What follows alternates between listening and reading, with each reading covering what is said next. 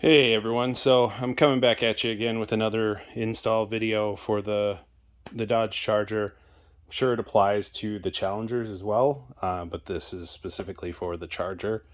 I saw it the other day when I was at my dealer, and they were charging $46 plus tax to do this, and it's just replacing your cabin air filter. It is incredibly easy. It's unbelievable to me that the dealership charges as much as they do, especially considering you can go on Amazon and pick up a filter for 13. I think I paid 13, 14 bucks for this filter. And this is a really nice one. I'll make sure to put a link in the description for this. So I'm going to go to a different camera view here and turn on my light. So I'm going to preface this by saying I actually replaced mine in early 2019 before I took it out of winter storage. And I replaced it with this model of filter. I think it has charcoal in it or something. It's really nice. It doesn't impact airflow, which a lot of the filters do. And it makes the car smell really good inside. So highly recommend you do this, with it being as cheap as it is, and depending on how often you drive it, once a year, if not more. So I got a little extra lighting in here, and to replace this, we just pop up these little tabs here, and this little piece comes right off. Obviously you need to open the hood to be able to access this. And if you see in here, this guy just pops open right like that. So it clips in the corner. Sorry, I'm a very good YouTuber.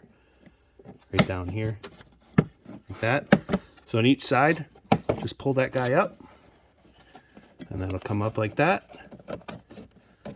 And you can slide the filter right out. So as you can see, even mine, I didn't put many miles on last year because of the pandemic. It's pretty good. And the nice part is you can see it has airflow on here, so it tells you which direction to go, because the top of this cover also has the airflow direction. So you just match that up. So we're going to open up the other one and throw that in real quick here.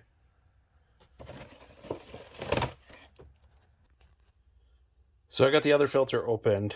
And I did just kind of want to, this is the new one, and that's the used one. And you can see particles in there that have all been caught. And obviously you're not going to see anything in this one because it's fresh. So yeah, now we take the old one and toss it in the bin, as Mighty Car Mods would say. And you just slide it right in, and it drops right in. It stops at a certain point, and you just push down on each side when you're done. Oh, put the cover back on too. But that's the install of the filter. And make sure my camera doesn't fall on you guys. There, that's as easy as it is.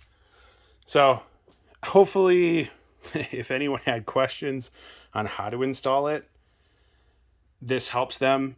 And hopefully it'll save you 30 bucks at the dealership so they don't try and hose you. You can also take a Sharpie and on the top write the date of when you installed it. That way, if you forget when you installed it, you can always reference back to that. So hope this helped, and take care.